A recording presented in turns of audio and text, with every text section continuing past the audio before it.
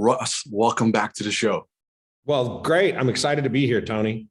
Absolutely. I know when we had the first interview, you crushed it, and we had a lot of downloads and a lot of people engagement on the show, and got some good value from you. So I'm like, hey, I got to have Ross back on here because I know when we finished up, I said, at the end, I said, looking forward to having you back on here. And here we are in 2022. I got you back on. It's great. It's great to be here. I guess with that kind of introduction, we can only go downhill from that. I'm nervous. That's so great. Well, let's start. Let's kick it off with the one word open. Give us the one word to kick this off with. What would that be for you right now, Ross? Hope. Hope. Okay.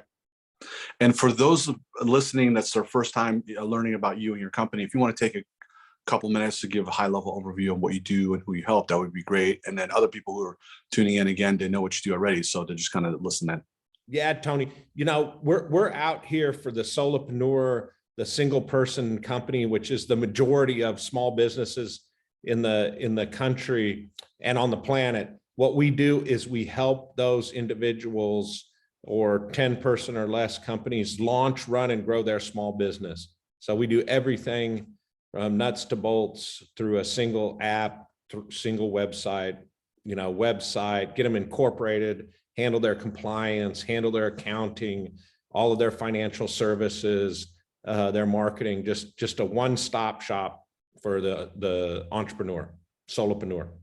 Awesome. Speaking of which, for the ones that are listening, maybe they're not educated as much as you are in terms of why they should incorporate or why they should use your services. If you want to kind of talk about that, why they should use your company and how it impacts their exposure.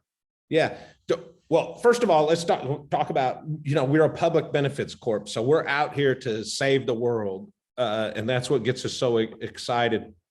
And so this segment that we serve, one of the things we do is incorporation.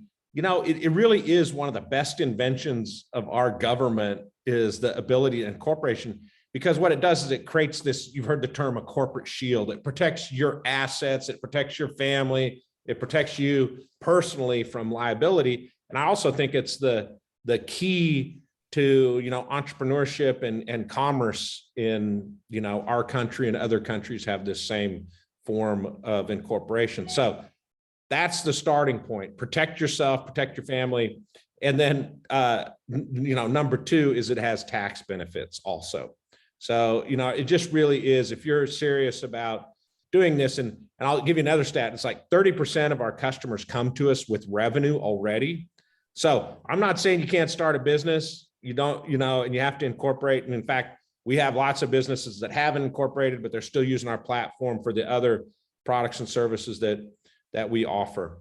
So, I think it's just a good, if you're serious about it or it gets serious, you want to protect yourself from liability of getting sued, or, someone gets hurt, or, while you're doing, some business as running your business, and of course the tax benefits.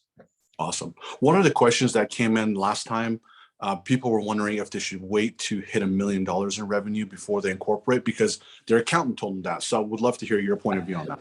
That's insane. I use ourselves as an example. We were working out of one of my rental houses that my wife finally kicked us all out of.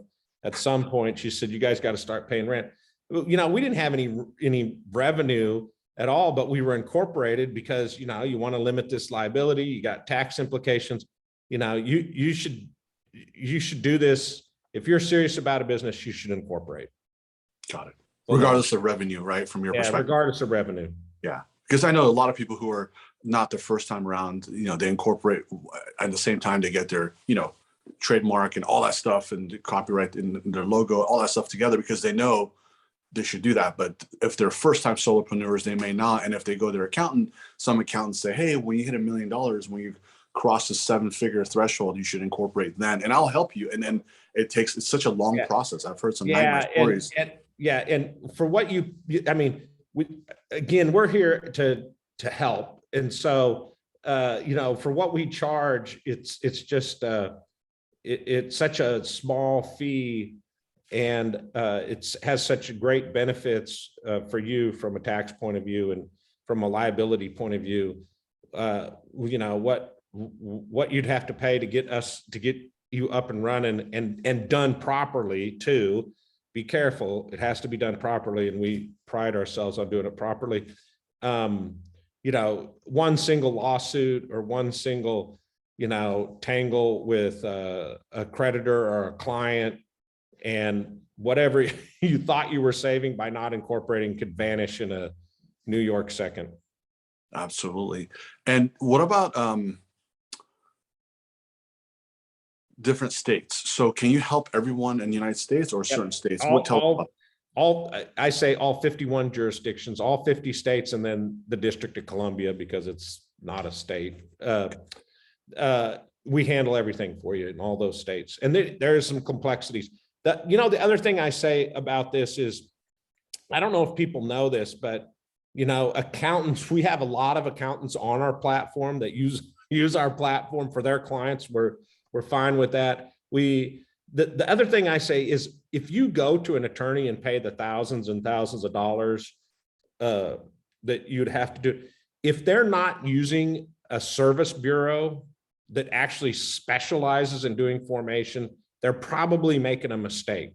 Because you have to be skilled at doing this. You have to be experienced at doing this. So, you know, I always tell everybody, you know, don't use your attorney. Whatever you do, don't use your attorney for doing an incorporation. Use a service like us, because we do thousands and tens and hundreds of thousands of these things. We know how to do it. Awesome. And you guys are definitely the experts, and that's what makes the difference. That's what makes the difference. That's right. Yep, 100%. Yep. Let's pivot over to the pandemic. How did you guys pivot? I know it impacted all businesses, all kinds, all across the world. So would you share with us like how you were able to pivot and come out of it, and how it impacted stuff? Tony, we didn't really pivot. What happened is, you know, we saw this trend of more and more people leaving corporate America to start their own side hustle. They really needed, you know, our customer base, they've got a skill set, they've got a product, they got a service that they're focused on. They're either doing it for someone else, or, you know, it's a side hustle, and that's what they want to do. They don't want to deal with all this paperwork and all this, compliance and setting up websites and everything like that. They want someone to handle it, someone that they can trust. We're that someone. And so that they can go focus on selling their product or doing their service. So this existed before the pandemic, and that's what, you know, we were doing. The pandemic hit in March, and everyone kind of held their breath. We were all panicked, you know, what's going to happen. And then, you know, 30 days later, we just took off like a rocket ship, because people, either out of necessity or out of, you know, taking a look at what's happening in the world, said, hey, now's the time to do it. I'm doubling down on my side hustle, and our business has been taken off ever since. And, you know, you see in the press on a regular basis, you know, the Great Resignation, you know, the numbers are up on formation from the government, and we're seeing that also. So it wasn't so much as I think it really was this black swan event of the pandemic, like in the past, really accelerated a trend that was nascent at the time. So we were in the right place at the right time, and our business has just been off like a rocket ship ever since. Yeah, I know you guys are crushing it, because I, you know, see some press about you, and on your website you talk about it as well. What about another question that came in? What about when someone's sitting there, they have their actual company name that they want to go in the marketplace with? If it's let's, for example, SaaS company, but they're stuck on what they should name their corp, because that's the holding company essentially. It could be, right? Generally speaking. So what advice could you give to those people that are like, hey, what name do I choose? Do I use my corporate name to be the same as my DBA, or do I do a DBA under the corp so I can have multiple DBAs? What's your opinion on that? Well, you do DBAs under your corp name is the way you do it. But, you know, you can do a search, you can do a name search on our website and find out what names are available. And, you know, if you get stuck, you can do that. But if you ever get stuck on it, you can always call us up. We can help you out. So awesome. They can call us up. They can send us email. We can chat like, hey, I'm looking for this name. Is it available? You can do that on our website also, but on anything, if you get stuck, you can always call us up and we'll help you walk you through it. And Okay. I think that the main thing is,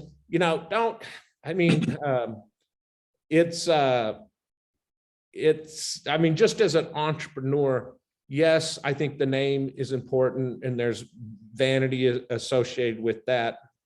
What's more important is, getting the domain name. We also do all of that. And we also provide email so that your domain name and your email match up.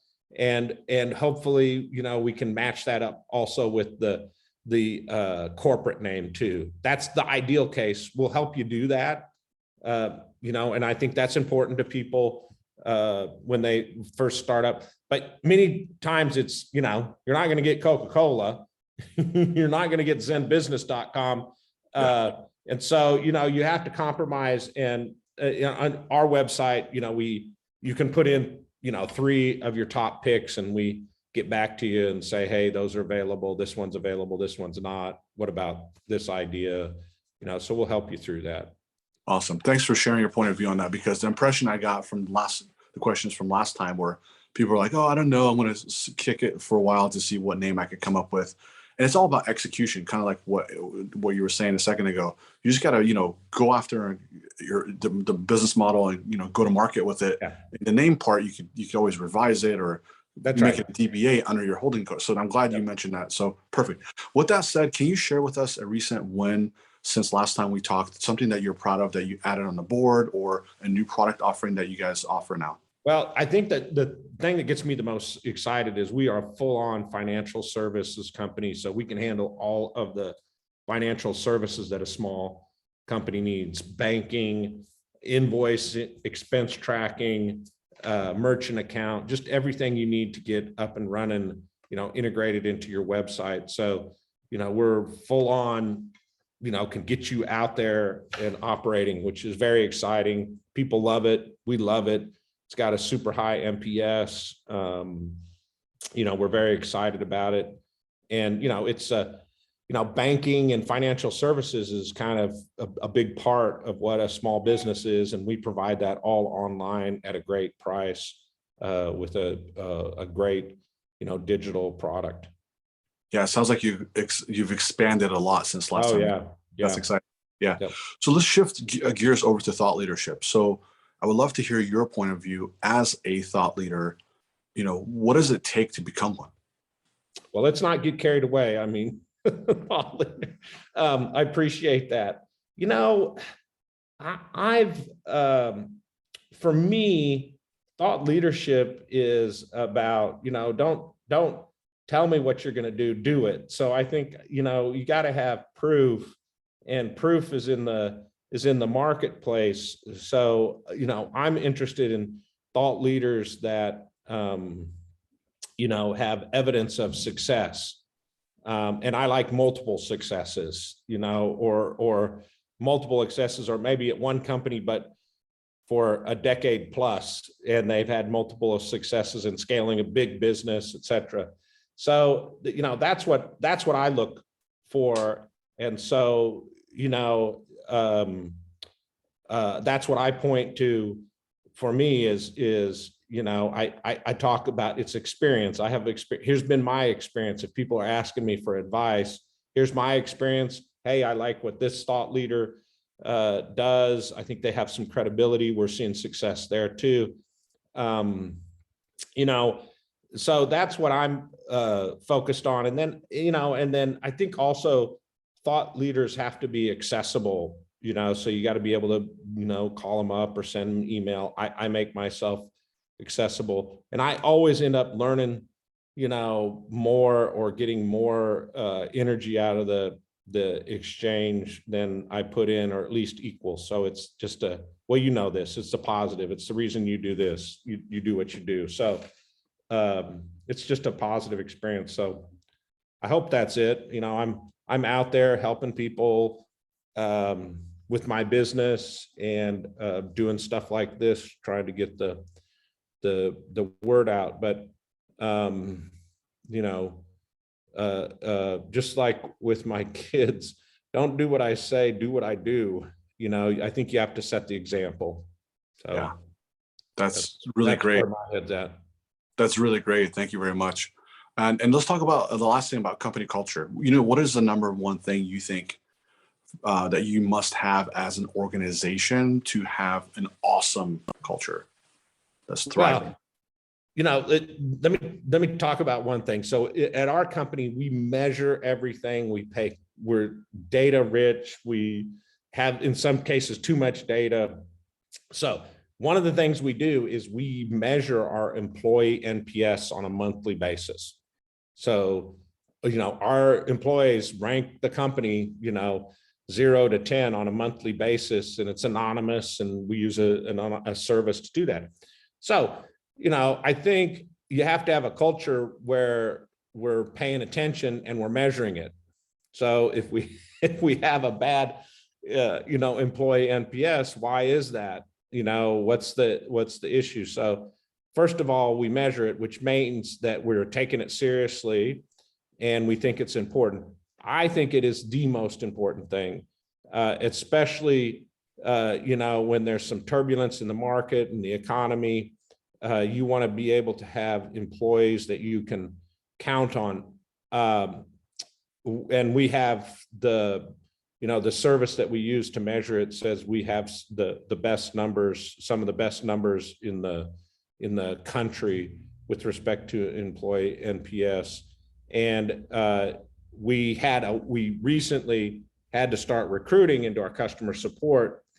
And prior to that, we had a waiting list of people that wanted to come work for us because we had such a great reputation. So I think, it's about how you treat the people, and you have to, stand up for the team. I have a belief that if you treat if your first customer is your employees, then you treat them great, then they treat the customer great. And, you end up with really adding a lot of value for your customer and for your shareholders. All of our employees have stock. We're open with everyone, very, very transparent. People like to work here. I like to work here. I want to be at a company. I mean, a thesis, I want to work at a company, too. And I'd like this company to be a great company to work for. And so, we're going to get blamed. We're going to get blamed if it doesn't work, and everyone else will take credit if it worked. So we just as well make the company that we want to make. And that's what we're very, very focused on. And, at the end of the day, there are some people that manage, you can manage with the carrot and the stick. I think it takes a little bit of both. Our stick is data and results and, the truth. So we measure things. It's kind of a self-referential model. But, this being good to your staff, I truly believe I could go ask my staff to do, and we don't abuse them. That's part of it. I believe we could go to our staff and ask them to do anything, and they'd do it. There's never this question of, geez, do I have to work hard, or geez, I can't do that. Everybody wants to be wants the company to be successful. And I think that's the ultimate culture is they want us all to be successful. We're all rooting for each other. And I'd rather work at that company than somewhere else. And I've worked at a lot of those other places that were brutal. Yeah. Ross, everything you said made so much sense. So that's awesome. Thanks. Thank you. And here we are at the end. If you could give out your social handles that you want people to find out more information about your company and also your website address, that'd be great. Yeah. So you can send me a note at ross@zenbusiness.com and I'll respond to that. And the website is zenbusiness.com. Awesome. And here we are at the very end. If you could sign us off with a one-word close, tell us why you're choosing this word to sign off with. That'd be great. Well, I think it's what I said was hope. And I think in this time where there's a lot of turmoil in the market and uncertainty and fear, we need to, it's easy. We're naturally go to fear. That's the easy part, because we were being chased by tigers. And now we've got the boogeyman of the economy and the markets. Let's focus on hope. We'll get through it. It'll be fine in the end. Don't focus on the fear. Let's focus on the hope and the opportunities that exist. We're very optimistic at our company. Company's doing great, and I think what we do helps folks, and that's what we want to do. Focus on hope. Well said, Ross. With that said, I wanted to thank you for this meaningful conversation. And looking forward to having you back on here in the near future. You bet. Looking forward to it. Thanks so much, Tony. Thank you.